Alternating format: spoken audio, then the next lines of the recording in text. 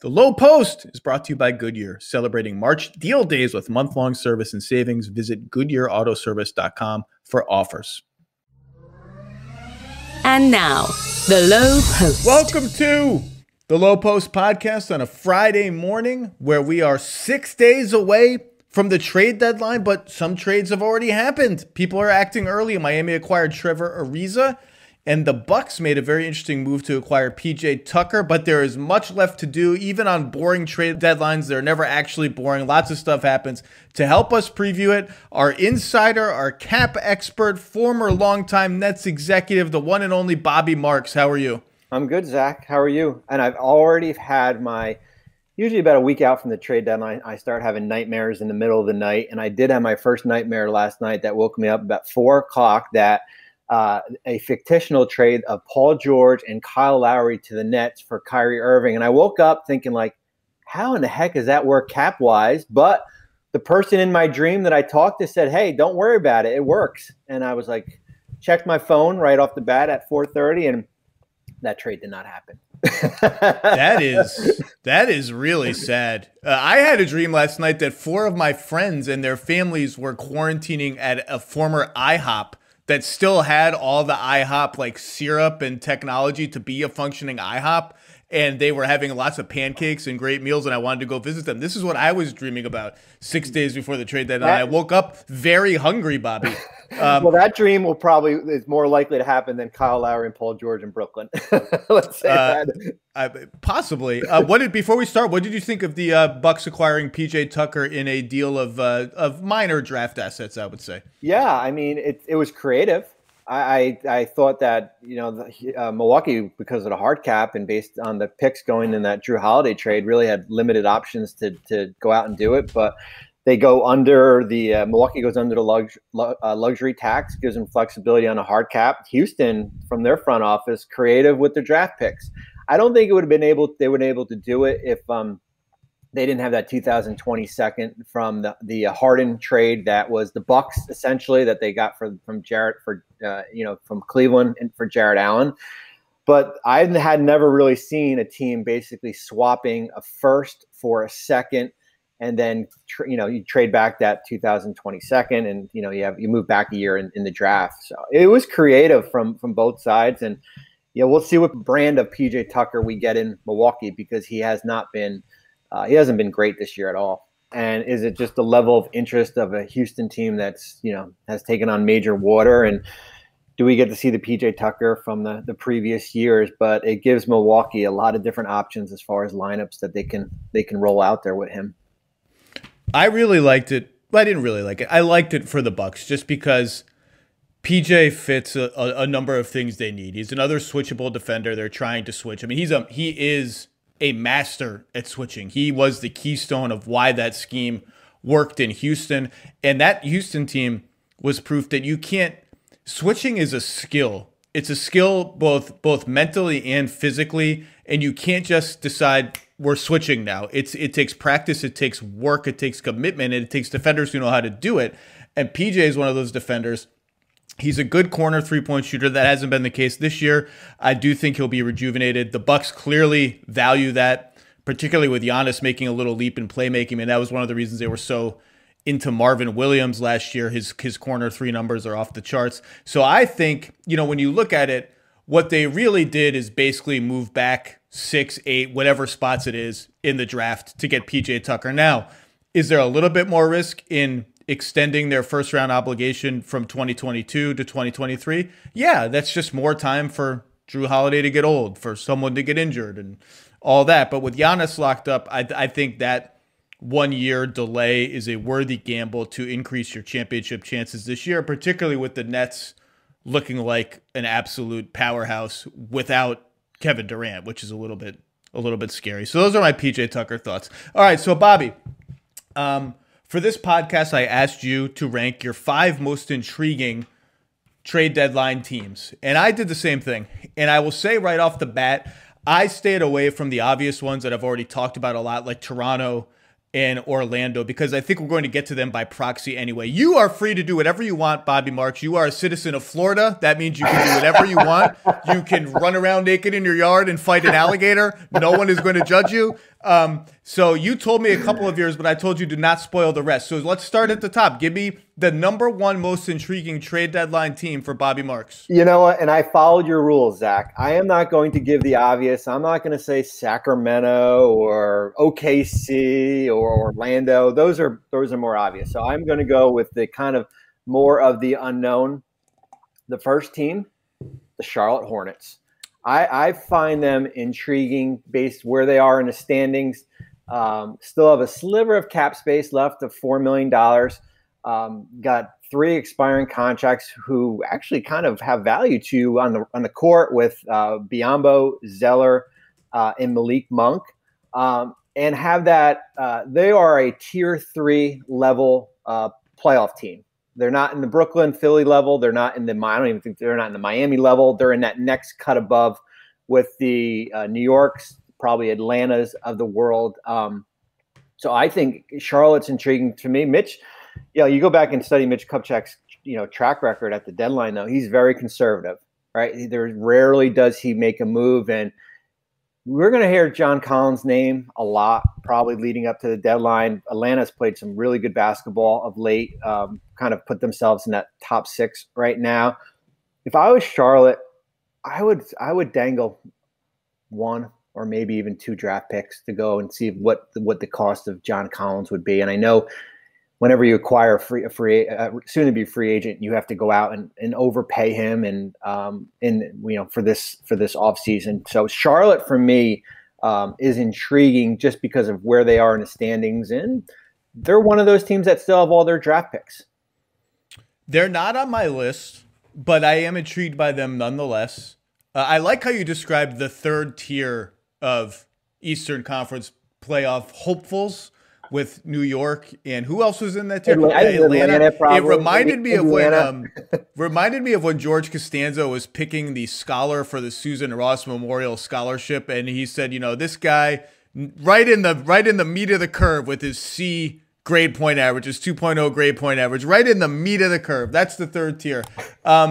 Charlotte, John Collins is interesting, right? You'd have to decide is he a 4 or is he our 5 of the future? They do have that sliver of cap space, and they would be really fun with a center or a big man who could do anything with the ball after setting a screen for one of their many, many guards and ball handlers. Cody Zeller, God bless him, it feels like he misses every layup by 2 inches, and Biz is just stone hands. It's not going to happen. He's a good defensive player, but if they could just get anything offensively out of their centers when they play their real centers, they'd be interesting. Collins is tough, right? Because he's one of the Hawks' top 3 players. Trae Young, John Collins, Clint Capella has been fantastic. He's fit better than everyone expected with Clint Capella. The Hawks are under enormous pressure to make the playoffs. By the way, imagine being Lloyd Pierce right now. You get fired because your team's underperforming. There's all these rumors of dissension and all this. Nate McMillan gets the job. They've won 7 games in a row. They got all their free agents back, the guys that were injured. Gallo has found his footing, is starting to actually play well again. The schedule is just like one Cleveland after an Oklahoma City after an injury-riddled whoever. And so now it looks like Lloyd Pierce has got to be looking at this like, well, great, convenient timing. But they need to make the playoffs, and John Collins, quote-unquote, only makes $4 million a year. I don't think they can afford to trade him just to trade him for like a pick and a young player, because it's going to hurt their current team. He's also he's their backup center, basically. You can tell me they're messing around with the Kongwu now and then when he's healthy. Nathan Knight's gotten in recently, whatever. John Collins is their backup center. If Clint Capella gets hurt, it's a big deal. You need insurance at that position. So I'm not sure. I don't know what the likelihood it is that they're going to trade John Collins. I get why it makes sense for them, because if they don't want to pay them and he wants to explore the market, get something now, I would lean 60-40 against the trade, I think. I agree. When you go out and spend $160 million on free agents, with Gallinari and that group there, and now you fired your coach, you have won, I think, 6 or 7 in a row, and then you go out and you trade your third best player because you're concerned as far as what the cost is, and Yeah, I mean, if you're going to get back a top 10 protected first and a player from Charlotte to make the money work, it doesn't make sense. Now, if you're going to get back a top 10 protected first and something else like an unprotected, which I don't think that would happen, then it maybe intrigues you a little bit more. But See, I think Charlotte is one of those teams where you got to be real careful trading draft oh picks. yeah, If I'm getting Collins, it's got to be. Yeah, I'm getting nervous anytime you say the U word, unprotected. I'm getting nervous right off the bat. 2 picks makes me nervous. They've also got the Devontae Graham situation, which has been talked about a little bit. He's a restricted free agent. I honestly thought they would come to terms with an extension with him by now. He's eligible for that Norm Powell, Josh Richardson style extension. I'm a little surprised that they haven't. And they have a lot of ball handling. You know, Monk has re-solidified his role. LaMelo is obviously the franchise. Rozier's been excellent in sort of a hybrid off-guard role. If you threw Graham in with a pick, with Zeller's expiring, does that get me into more conversations? Maybe. I'm not really sold on Devontae Graham as like a starter in the NBA. I think he's too little, but he's a good player who can play backup minutes and then close some games for you. I mean, I just don't think.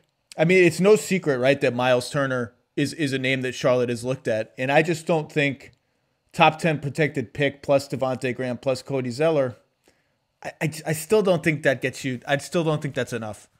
yeah. I mean, I think Devontae's in a perfect role coming off the bench. I think regarding extension wise, I think Charlotte prioritizes cap space in this offseason because if you extend Graham, you basically remove that $4.7 million hold with his extension number. Let's say if it's 12 million, so that takes 8 right off the board.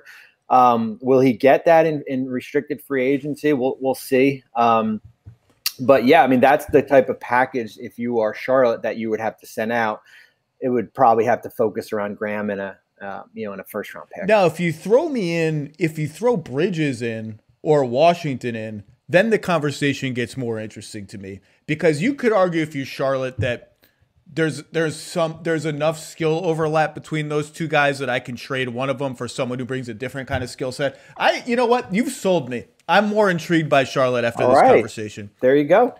Let's transition into one of my teams. They weren't number 1 on my list, but we just brought them up, so we might as well do it. And that's the Indiana Pacers. And I think they were on your list too. Yep. And they seldom appear on these kinds of lists because they're a pretty conservative franchise. They're generally pretty good all the time, much to their credit. They never tank. They're always decent.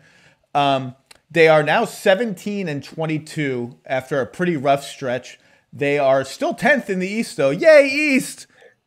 Yay! 10th! We got 10th! We got 10th, yay. But that's whatever. Karis LeVert just came back. That's a big deal. TJ Warren will, in theory, come back at some point. Maybe, I don't know.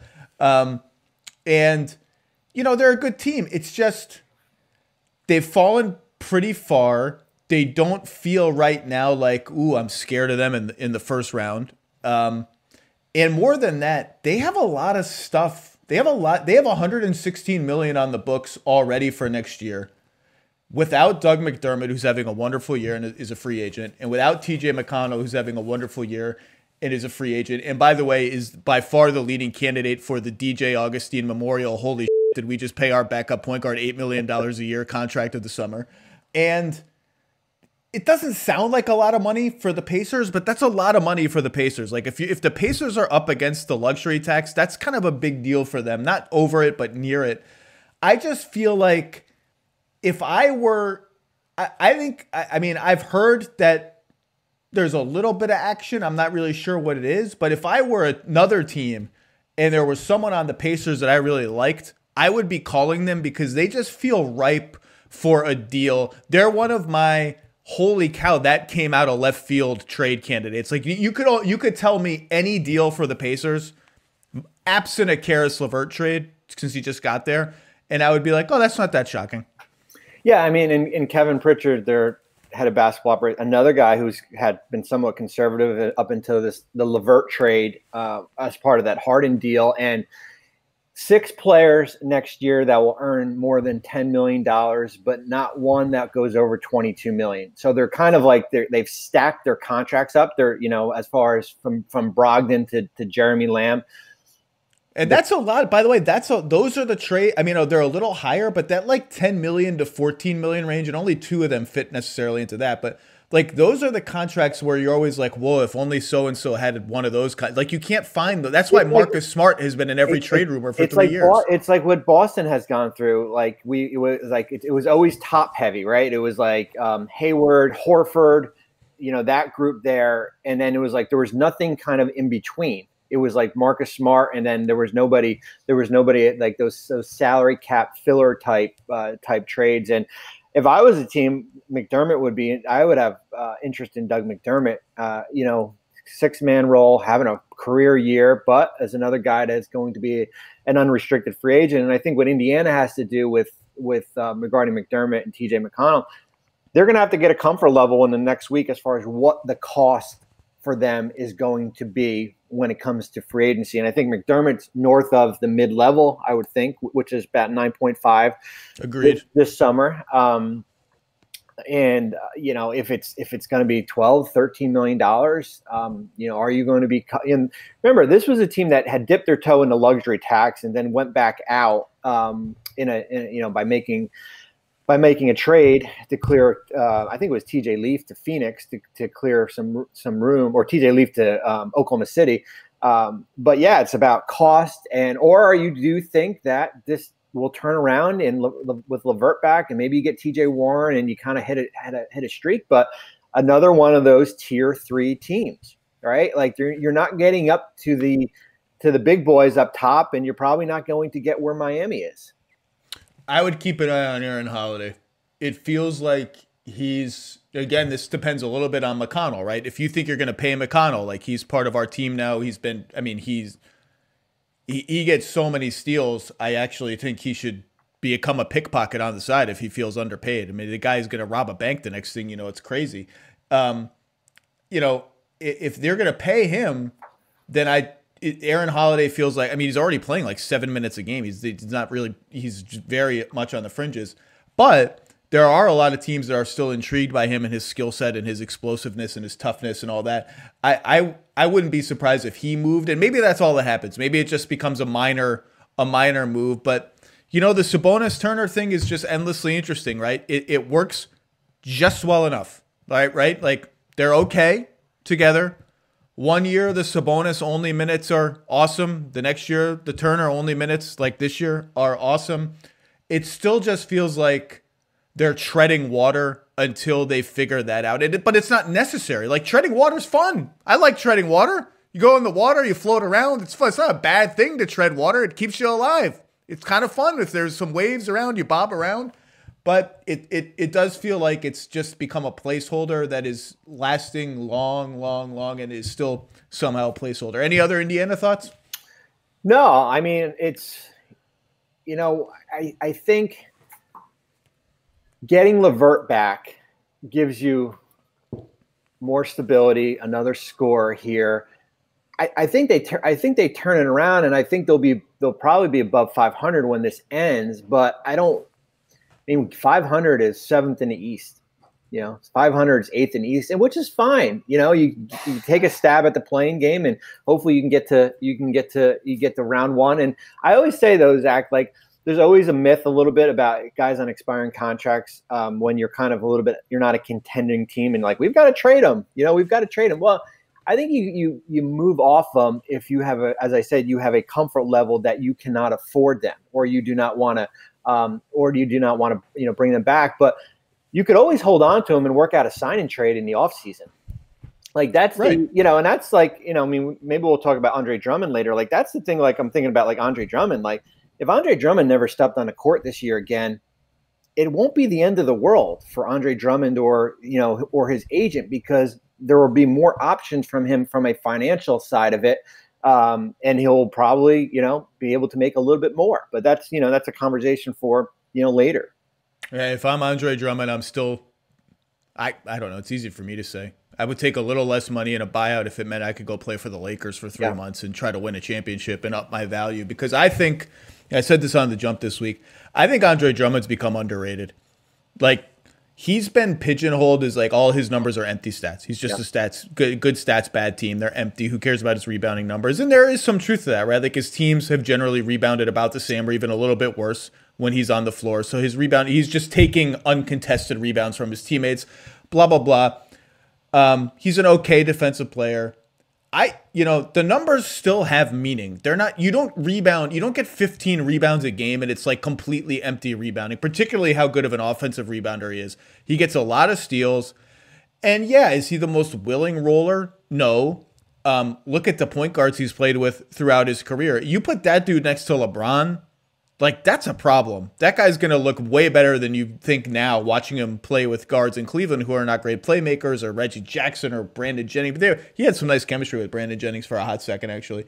Give me your next your number 2, I guess, most intriguing trade deadline team. The team that probably has too many players that can play right now, the Memphis Grizzlies. I don't know if the cake is ready to come out of the oven when I say that regarding Memphis. With where they are, a playing team in the Western Conference, I think a solid playing team. They've got, I mean, you look at their roster, probably outside of, Jonte Porter. I mean, they go like 13, 14 deep here. And they don't even have Jaren Jackson back, Jr., who hopefully gets back soon. And they've got they've got all their picks. They've got a first from Golden State. They've got a first from Utah. You look at their cap ledger, Gorgie Jang's on an expiring. He's the highest paid, $17.3 million. But you got a lot of players there that if you want to put both feet in the deep end, you can go out and do. I mean, there's between certainly Ja's off the board, but Kyle Anderson, Dylan Brooks, Winslow's back. I mean, all those guys make between $13 to $9 million.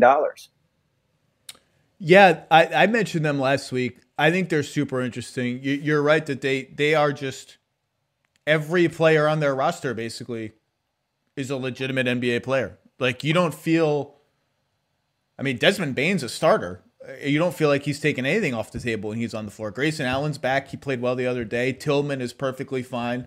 They just have a lot of guys. And, last year that Iguodala and Crowder trade with Miami was super interesting because, they got a player in Justice Winslow who was not going to play for them last season, and they knew that. And that was we think we can help our future without completely shooting our present in the foot. And then the pandemic hit, and they just missed the playoffs. And so they shot themselves in the foot a little bit, but they did help their future. This year, they could go either. It was kind of a split the baby trade. And this year, they could go either direction. They could just say, hey, anyone want to give us a top 20 protected first-round pick for Kyle Anderson? I don't think so. But, hey, if somebody does, well, why not? 2 seconds, maybe that doesn't get it done. Anyone want to give us anything for Dylan Brooks? Any of these guys? I mean, Dylan Brooks, my God, the shooting numbers are ugly. But or they could say, hey, what if we consolidated Kyle, whatever, pick a player who's not one of their 2 main guys plus a pick. Is there anyone that can actually hey, why not? Why not make a run? Why not try to be a real threat? I think if you force me to predict and why they fell off my most intriguing list in the last week, based on what I've heard, I think they're going to be pretty conservative, pretty careful, and the most likely scenario is they just unload Gorgie for whatever they can get. And that's not that exciting to me, but if I were them, I'd be on the phone a lot. And I think they are. I just think they're going to be very, very patient. Yeah, I agree. I mean, I think the Gorgie contract is, another expiring that a pretty decent number. It's not a north of $20 million guy like Aldridge or Drummond. That's going to be hard to move. But I mean, they've done a great job at drafting. I mean, they have kind of cornered that market of drafting guys. I said it a month ago. Those 3 and 4 year guys in with Brandon Clark and John Moran and and Grayson was a trade. Desmond Bane, Tillman. But as I said when we start, I don't think the cake is ready to come out of the oven yet. Right? Have you ever baked a cake, Bobby? I have not. You ever actually No. baked a cake? No, I'm not a baker. I didn't think you did. I didn't think you had. I don't think you can speak with authority on when a cake is ready to come out of the oven. Only when Alexa tells me to, it's coming out of the oven. That's when. But I'm more of a spaghetti and kind of a grilled cheese kind of maker. I'm not a dessert guy. Dessert's hard, man. I learned the hard way about 15 years ago. I was dating a girl at the time, and I was in charge of measuring out stuff for a cake, and I just ballparked it. It's like, oh, 1 cup. It's like ballpark that. Half of this, half a table, whatever. But you can't ballpark. It turns out I ruined the whole cake. I think I actually ruined our relationship by ruining the cake. You can't ballpark when you're baking. Oh, I know. I'm not a baker. Definitely not a baker. How about, this just dawned on me. We were talking about centers for the Hornets. Valanciunas would be pretty good there. He's been great. Valanciunas, I watched them play, and I feel like I need to get in the cold tub on behalf of all the people that Valanciunas is just mauling all over the floor. The guy is so physical. But again, like, he's super valuable to the Grizzlies. He has 1 year left on a pretty good contract. He's still pretty young. I'm not sure that there's a deal there, but it just dawned on me as I'm looking at their cap sheet. We just went through all the big men, Charlotte big men. Like, I might make a call. Like, he'd be kind of fun in Charlotte. He's not like a runner. He's a pretty slow dude. So that sort of pace match with LaMelo and the way he wants to play isn't great. But I don't know. Just a thought.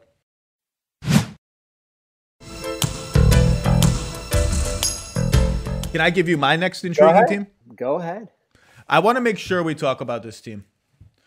They were not this high on my list a week ago, but they are now, and that's the Los Angeles Clippers. Yeah.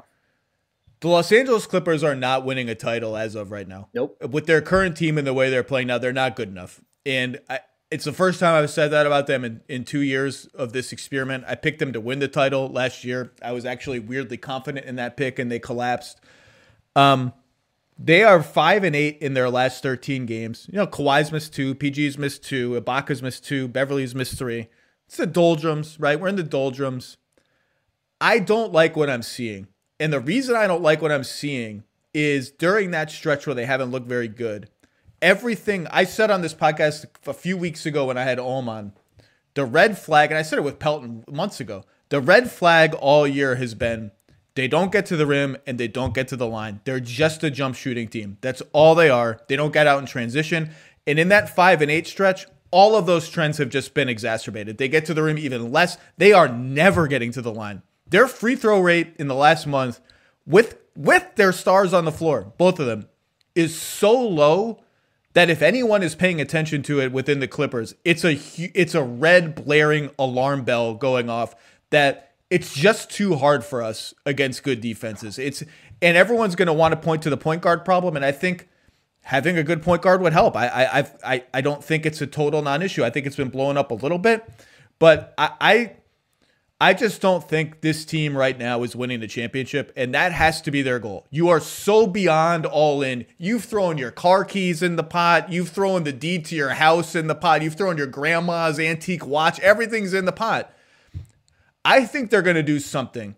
And the record of this team and this front office since Lawrence Frank came there is you will not hear anything about it. And then all of a sudden, Tobias will be on the Philadelphia 76ers, or Blake Griffin will be on the Pistons, or Kawhi and PG will be together with the Clippers. Now, you can take us through this. They obviously don't have much left, right? They traded all their picks. They have a bunch of Pistons second-round picks that they got in that bizarre Luke Kennard transaction. Luke Kennard, by the way, is just MIA. Yeah. They are only about $580,000 below the hard cap. But I think they're going to sniff around stuff because I just look at them. I think they're really good when they on the right night when Marcus Morris is 8-12, and again Ibaka's been hurt. Ibaka does change the geometry of their team in a way that means something with his spacing. When he makes a couple pick and pop threes, like there are nights where it looks good, but just I get nervous when there's a prolonged regular season stretch that exacerbates something I was already worried about. And that's what's happened with the Clippers. So that's why they're on my list. So we could talk about people if you want, players if you want. But did any of that resonate? It did. And it reminded me back in 13-14 in Brooklyn, when you go all in and you're not content or the team struggles, it's like you kind of keep on spinning the wheel, right? It's like the guy that goes to the ATM machine, and like eventually, like it's going to come insufficient funds on what the receipt's going to say, right? Like you keep on trying to make a deal, to try to fix something that maybe can't be fixed. I still think there's players and draft picks. I know we talked about the hard cap, where they are. They've got 10 seconds. What are they hard capped by? Ibaka? Is Ibaka mid-level? Is that why? They signed Ibaka for the full mid-level. They've got 10 seconds, which still has value in this day in the NBA. Yeah, for sure. So Pistons seconds are valuable. Bruce Brown going to Brooklyn. I mean, that was a second from that they had acquired from Toronto in a prior trade. And it's a matter of, as I always say, like, hey, if you want to be a buyer, you got to be a seller, right? Like, so who you want willing to sell? Is it Lou Williams? Is there an appetite for what's left on, Patrick Beverley, 13-3, 14-3, Lou's on an expiring. Zubac's been good for you, and he's on a really good contract.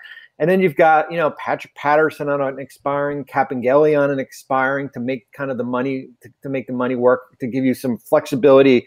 Because if you do a 2-for-1 or a 3-for-1 type trade, you're still going to have to, build out your two, roster spots here. So yeah, I don't think the Clippers are content saying, hey, you know what? They can't be. Look, the Clippers are awesome. Let me be clear. Kawhi's awesome. PG's had a wonderful year. They have a good team. Ibaka's really good. They're just their conference is absolutely loaded. Yeah. And the Nets are awesome. The Bucks just loaded up. The Sixers aren't going away without Embiid. They've actually been quite impressive since Embiid got hurt last week. I just don't think right now the Clippers are good enough to win the championship. I wouldn't pick them over the Lakers. And look, right now they're in the 4-5 series with the Nuggets. You think they want to see Nikola Jokic again after last season and Jamal Murray? They're going to get PTSD looking at those dudes. Can I give you a trade? Yeah, let's go. Patrick Beverley, Patrick Patterson, and who's their guy that makes the Clippers have a guy Capangeli? Yeah, somebody who doesn't matter to their team. Yes. Atoro, Capangeli, whatever. Yeah. And a couple of seconds to the Wolves for Ricky Rubio. Now, I've been talking about Rubio to the Clippers. I've mentioned Rubio before. The reason I bring him up, and the other name we're going to hear is George Hill, right? Is if the Thunder need more Clippers assets. I just don't see the big game changer that the Clippers can get with what they have left. To even get in conversations for someone like Kyle Lowry, if there are even conversations happening. And I see the local Toronto media, again, Josh Lewenberg, who's a friend of mine, reporting that the Raptors are telling people they're not trading Kyle Lowry. Not sure I 100% believe that, but we can talk about that later. You're not getting in those conversations without Zubats. You're just not. Like, Zubats is the valuable asset that they have, the valuable young player that they have. And trading Zubats without getting a center in return opens up a huge void on your team, both short-term and long-term. So I think the names that we're going to hear for the Clippers, unless they do something out of left field, which this is the Clippers, they might, are going to be like, does George Hill change your life? Does Ricky Rubio, who has struggled horribly until the last 3 weeks, change your life? When you know that playoff defenses are just not going to guard him, whether he has the ball or off the ball, they're just going to go under picks, leave him alone. Maybe he does. Maybe he adds some juice and some creativity and some electricity that kind of jolts your team a little bit. Maybe it's worth the price that I just mentioned, but those are the kind of names that I think we're going to hear for them, unless there's like some Oladipo thing I don't see coming. But I don't know, but that takes them close to the hard cap, which is why they have to add a little salary. What do you think of that? Well, shoot, if I was Minnesota, I'd do it. I think I would too. I would too. I mean, have you looked at their? I know we're talking Clips here, but I mean, have you looked at the Timberwolves' finances next year? They're going to be right at the tax for the next 2 years. Yeah. So you get. And Ricky's making $17 million and $17.8 next year, and it saves you like $4 million, and then maybe you can flip Beverly for something down the road on an expiring here. But yeah, those are the type of deals that you are going to be looking at if the goal is to try to get a point guard, Rubio, George Hill, and others. You're going to have to add money because of the hard cap We mentioned that Capangeli number, which is at 2-1. And then, as we said, we've got all these. You just unload. Basically say what second round picks do you want? You just unload them. But those are the trades when you have gone all in and you're not content, that you are digging deep to see if it makes sense for you. What do you think is happening with Lowry? I think what Kyle is that it's funny. I equate Kyle as having a no trade clause, a fictional no trade clause, where if Kyle Lowry wants to get traded, Kyle Lowry will get traded, and if that's by him going to management and saying like hey, it's been a good run. This is kind of where I see it. This is where I want to go. If it's Philly, the Clippers, I have a hard time just getting to the numbers to make a deal work there. If that's from a trade standpoint, but Toronto's in I won't say the word crappy position because they were playing better before COVID hit. They're stuck in Tampa. Like you got no. You're a Floridian. Be careful. I know, but that's Super Bowl champs, baby. That's north of me. I don't count that as part where I live. Super Bowl champs, 2-time Super Bowl champs, right? Didn't they win another time? I think Stanley Cup too, right? Is that the city of champions? What are they? The Rays? No, they're the Lightning. They're the Lightning. Yeah, the baseball is the Rays. But yeah, they're just in that like.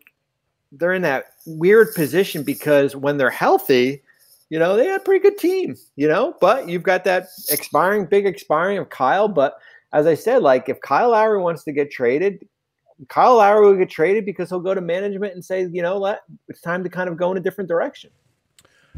Tampa Bay is what you're saying is the city of champions, really. Yes. That's correct.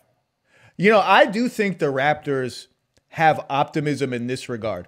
I think they are confident their team, once they get everyone back, and Anunoby is the last one coming back from the COVID stuff, I think they're confident we can make a run.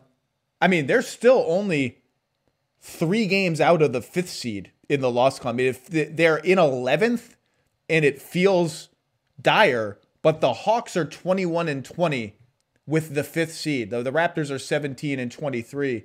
Now they have a tough by the Eastern Conference standards schedule the rest of the way. But I think they're confident if we get in, like we're a problem. We can win a series. Can we win a second round series? Maybe not. And so I think that the only thing I'll say about Lowry is I agree with you. The ball is in his court as much as it is the Raptors' court, even more maybe. I am not closing the door on it until the deadline passes. I don't really. These reports that are coming out, I think they're interesting. Teams I've talked to do have the sense of like Toronto is not like aggressively out there trying to trade him, right? I think that's accurate. But I'm not closing the door on it until 3:01 Eastern time. Well, really, sometimes it's like 3:06 Eastern time on trade deadline day passes.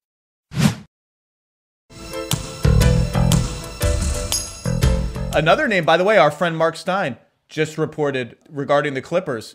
They are pursuing Lonzo Ball from the Pelicans. And that's an interesting name because, Lonzo was the most trade-rumored player 6 weeks ago and has since really surged and shot the 3 well and looks like a decent fit there. He's also surged in a role that is very much not a point guard role, but and is similar to Rubio, I guess, in the sense that, in the half court, when he has the ball, teams are going to go under and dare him to shoot mid-rangers, dare him to shoot floaters, but he will energize you with his passing and secondary playmaking and transition play, and maybe that's the jolt they get. If I'm New Orleans, I'm looking at his restricted free agency. I think all the teams with cap room and no point guard will take a look at Lonzo Ball. It's just math. You can figure out who those teams are. I'm not sure the Clippers have an offer that really... When I've got matching rights on him and he's pretty good and he's pretty young and he seems to fit pretty well with my most important player, I'm not sure the Clips without a third team have quite enough to get Lonzo Ball. I agree. I'm looking at it right now and I just don't without any ones to use. And as you said, he's a restricted free agent. You know what? It's funny, Zach, is that I'm looking at the landscape this offseason. I think we were kind of overrating the cap space game a little bit here as far as how many teams. I mean, yeah, New York and San Antonio. I don't think Oklahoma City is there. I think they're just going to hold on to their big trade exceptions and just sign like $2 and $3 million guys. And then you're looking at Toronto and Dallas and Charlotte, Miami. With teams. So it's not like it's, we got like 10 teams or, 15 teams with $30 million in room. So I think New Orleans has leverage. He's a restricted free agent and you have the right to match. The one thing that, and it's funny, I was texting with a team last night and they asked me about Lonzo and they said, like, what do you think what Lonzo's number is going to be in restricted free agency? I was like, I don't know, like 18 to 20, maybe it's more, who knows, restricted free agency. And they're like, well, why would New Orleans want to, move off him when he's restricted and he's playing at a pretty good clip right now? And I think the goal for them would probably be to try to move off Bledsoe first, which, I mean, he's got a couple more years left on that deal. They are not going to be able to move Bledsoe without incentivizing the team. Yeah, I agree with you. It's not going to happen. No, I agree. But yeah, I mean, going back to the Clips and Lonzo, I don't see how it, matching salaries, yeah, but you'd have to get a third team involved. Kennard can't be traded because of poison pill, and that number's that's 12-8 next year. What a weird spot for the Clippers. They pay him an enormous amount of money in fear of this cap landscape, I think, and also in showing faith in his talent. And now he's just out of the rotation. Like Terrence Mann just blew past him in the rotation. The Pelicans also have to think about, they are 12th in the West at 17 and 24. Right now, the play-in ends at Memphis at 18 and 19. So you're like 5 games out of the play-in.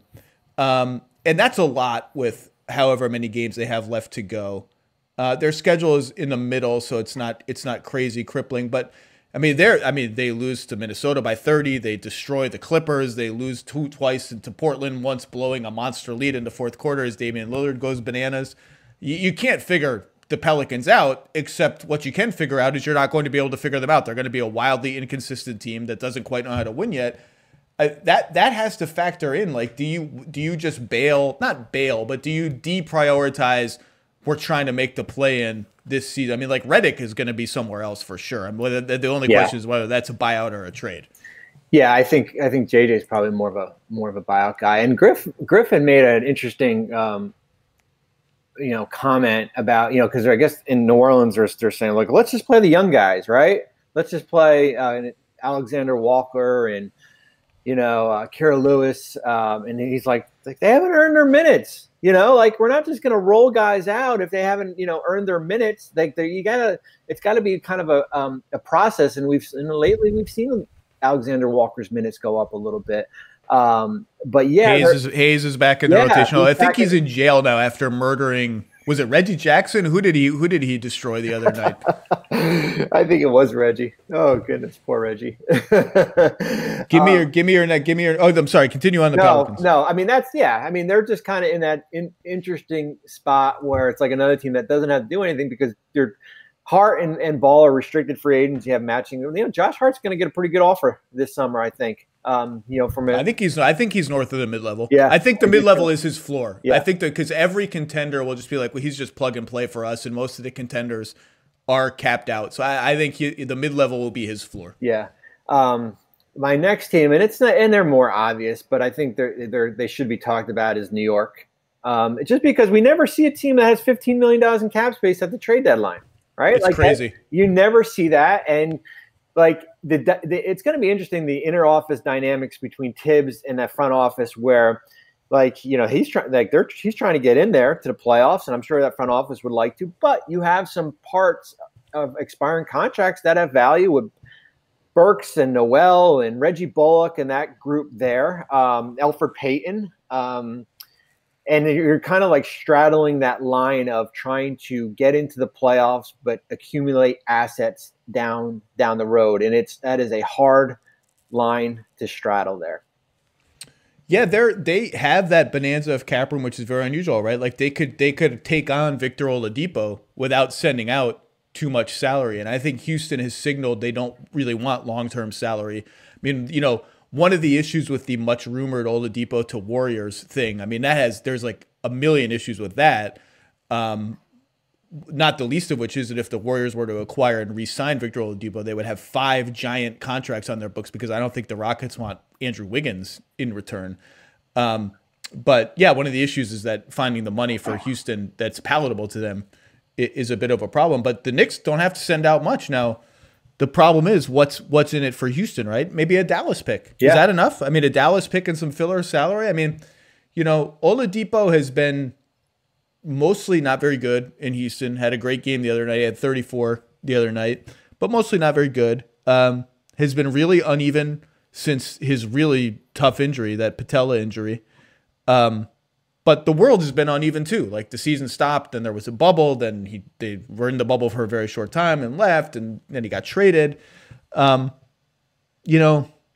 He's turned down all these extensions, signaling that he thinks he's a max player. We'll see. I don't know what you do with him if you're a team, particularly like the Knicks. I mean, it's not like the Knicks are just thinking about next year. The Knicks are 6th in the East. Would he help their team? Probably. It's an interesting calculus for them. Yeah, I mean, I think if I was New York, and people say, well, you could just sign him as a free agent with cap space. I would take a swing at him for the next 2 or 3 months, and I would send them that Dallas pick this year, and I'd put protection on it, which you can do because it's unprotected. You could protect it and go like top 5 or top 6 protected, which the likelihood is that Dallas makes the playoffs playing game, or it's going to be in that 14 north of 14 range, and send out an expiring contract. Send out an Alec Burks and another player to kind of get within that number. But it isn't, it's funny with their cap space. It's not like kind of a use it or lose it scenario, because you do have a little flexibility in the offseason when you get to the draft. Maybe there's something near the draft that makes sense, or right after. But if the goal is to get into the playoffs and not be in an ultimate seller mode, why not Victor Oladipo for 2 months? And so if I'm Houston, I'm getting some mid, like $5 million-ish contract and a Dallas pick. I mean, I would say throw me Kevin Knox too. Yeah. Just because. They talk about a guy in the witness protection program, right?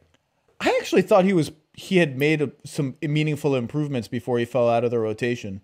I don't think they're going to get better than that for Oladipo. I mean, they might get a little better than that, but I think like a middling first-round pick and something else somewhat interesting is about the ceiling of what they're going to get for Oladipo. And yeah, they could hang on to him and try and sign and trade him this summer, but the power is out of their hands. I mean, they need his cooperation to do that, and he doesn't need them if he wants to go to a team with cap room like New York or Miami or whatever it ends up being. So, I think they might. I mean, they'd have to consider something like that, right? Well, yeah. I mean, it's kind of, if you don't and you get past the 25th, then he's gone for nothing.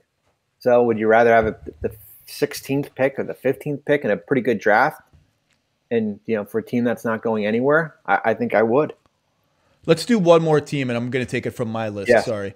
I think the most intriguing group of teams are sort of, I guess, where the Clippers are now. Like teams that have pretty high ambitions and aren't quite meeting them so far, or have realized other teams are exceeding expectations and making the field more competitive. So I'm going to pick one of those teams, and that team is the Denver Nuggets, who are 24-16 and playing quite well. Plus 5.5 points per game, very solid scoring margin. They have maybe the MVP favorite right now in Nikola Jokic. Lost Jeremy Grant in the offseason. Offered him what Detroit offered him. So, I'm not sure what else they're supposed to do other than outbid the Pistons, and they would have been pilloried had they done that. That said, they are clearly sort of, with Michael Porter's emergence, a lot of which has taken place at the 4 in the last 6 weeks. He's been outstanding. And really finding a rhythm playing off Jokic and Murray. They are missing that sort of 3.5 player, that tweener forward player who can guard big wings so Michael Porter doesn't have to, but isn't sort of a plodding non-spacing for like Paul Millsap, or JaMychal Green is kind of a spacer, but he's closer to a backup center than he is a 3.5. And those are the players that are most desirable in the league right now. That's why you keep hearing Aaron Gordon and Harrison Barnes all over the league. So Denver they owe one first-round pick to New Orleans, I believe, right? But they can trade another first. They have Bol, RJ Hampton, and then they have the contracts attached to good players, Gary Harris and Will Barton. Is that enough to get them into something like Aaron Gordon? Or, I mean, all the intel is Harrison Barnes is not going to get traded, but I think Denver is going to look around pretty hard and be pretty aggressive and looking at guys at that Jeremy Grant kind of position. And, the wild card for them is in 22-23, Michael Porter Jr.'s next deal kicks in. So you've got next season as the only window you've got left before Jokic plus Murray plus Porter is taking you way over the cap on its own. Well, yeah. I mean, you look at 22-23, that's the first year that Jokic is Supermax number, right? You add that with Murray and then an extension with Porter. I mean, you're looking at, you're looking at $100 million for three guys. Those three guys there. And Denver was number 4 on my list of interesting teams. Ooh. Yes, they are. They were a late edition, let's say. A late edition. Okay, so tell me why. Tell me why. Because as you said, they're kind of in that tier 2. It drives me crazy sometimes when people say, like, the window's wide open, right? The window's open forever because you've got Jokic and you've got Murray, and they're under 25 years old and the future's bright, and there's never a guarantee you're going to get back to a Western Conference Finals with this group here. You had to come back from 2-3-1 deficits to do so to get to a Western Conference Finals. And you've got, Gary Harris has been hurt, inconsistent, but 19.6, 20.9. And then, as you said, you've got a Will Barton contract, you've got a Millsap contract, a JaMychal Green contract, 3 guys in that $13.7 to $7 million range. You've got the numbers, you've got young guys like Hampton and Bol. So and those are eye of the beholder guys. Like, maybe there's a team that really loves one of those guys. I would throw Zeke Naji, and I actually been very impressed when Zeke Naji's gotten in the game, and Denver, I'm sure, would love to keep him. But it's an eye of the beholder thing. Like, if some team really loves one of those guys, that's how these trades happen sometimes. Just a team just loves a guy, and that's the connector. Yeah, and so that's kind of where, just from a trade standpoint, contract standpoint, that's where, and they're always active at the deadline. I mean, last year the Beasley Hernan Gomez trade, Tim is always looking to, tweak. Is he content being in that 4-5 range right now? I don't think so. So that's kind of why they're number 4 on my list. Yeah, I think they're going to be super. I thought. I mean, the thing about Jokic is he can fit with any kind of player, and Murray too. Like, Murray is not one of these guys who needs the ball all the time, who wants to run. I mean, maybe he wants to, but the way they're set up, he doesn't. With Jokic, he doesn't run 75 pick and rolls a game, or he doesn't have the ball all the time. He's not sort of a dictator that way. Like, Lonzo would be a good fit in Denver. Yeah. I thought PJ Tucker would have been a nice fit there. Speaking of that kind of archetype, I don't know how. I think they sniffed around a little bit, but I'm not sure how much. There's a lot of different directions they can go. I'm not sure they'll get anything done. And again, next year if they could find a guy whose deal expires after next season, similar to like Gary Harris has that timing right now. Will Barton, depending on his option, has that timing right now. I mean, that's clearly how they've lined up their books. That would be ideal, because any big deal that runs longer than that, and Aaron Gordon's deal happens to run that same length, becomes a financial problem for them. Yeah, I mean, it's almost like how Oklahoma City has kind of lined, or in the past had lined up their book. They never let guys expire, right? They keep on adding, moving a guy off, and then acquiring a player that has kind of multiple years left, because let's face it, when you have those high numbers, it presents a major challenge in free agency. And I don't know what Orlando's going to do. It's like a sport within the NBA trying to figure out what Orlando's going to do. Well, Fournier, Gordon. I mean, the Fournier on an expiring. I mean, if you need a shooter, come playoff time, on a pretty decent number, even if he's a rental. I mean, I'd take a stab at him. Could you build a trade around Spencer Dinwiddie and Fournier? Yeah, you could do that. I don't know. You don't have to say yes. I don't know. Is that enough for Orlando? Like a Dinwiddie in a second? If you're going to lose him, if you're going to lose him for nothing, but he's unrestricted, so I'm not guaranteed to keep him. Right. Yeah. I mean, shoot. If I was hey, you can never add enough shooters if you're Brooklyn, right? Add another shooter for a guy that's not going to play. You got to be convinced he's staying in Orlando, and you got to love him. You got to love him, and you have to be a little worried about Fultz as a starting point guard, which I'm not quite sold on Markelle as a legit good NBA starting point guard, but he's made lots and lots of progress. Yeah, I don't know what Orlando's going to do. I predicted earlier this week, if you put a gun to my head, I'd say they trade Fournier. Vooch they keep because I just think he's the franchise player, and they would demand a haul for him. Gordon and Ross, I just shrug my shoulders. The best I can read the tea leaves right now. Now, Ross has 2 more years left after this one, so that's a little complicated. Declining deal. They are the masters of the declining contract. And then Utah is the masters of the incentive bonuses. There you go. I think the best I can read the tea leaves on Aaron Gordon is, and again, I want to make clear, I mean, it's very hard to read the tea leaves, and I'm just somewhat blindly guessing. I think an Aaron Gordon trade is more likely now than it has ever been in the past, despite the fact that the rumors have been flying about Aaron Gordon for like a half decade almost at this point. It feels to me, my spidey senses feel to me like this is the most likely it has been to happen, but you just never know because he's still pretty young. Everyone in the league, he has fans in the league. Everyone is intrigued by how he would look in a different system. He's played out of position, this and that. If you trade him and he thrives, you do run the risk of like, well, wait, where was this guy all along in Orlando? So I don't know what they'll do, but it does feel more possible than it has ever felt. When we did our fake trades a month ago, I had him going to Minnesota. That was my. Well, they love Aaron Gordon. That's no secret. That was my fake trade as far as trying to pair him next to Karl Anthony Towns here, and I do agree as far as if you're looking to get rid of him, you maximize a player that has a year and a half left compared to a player that will be on an expiring. Any other team we didn't talk about that you're super intrigued by? And I think just Sacramento. I mean, they're kind of in the news, and I think I agree with you. I don't think Harrison Barnes is going anywhere unless they're overwhelmed. I don't think a late first round pick from the Celtics intrigues them.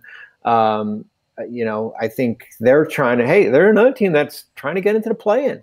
They're not in a fire sale mode.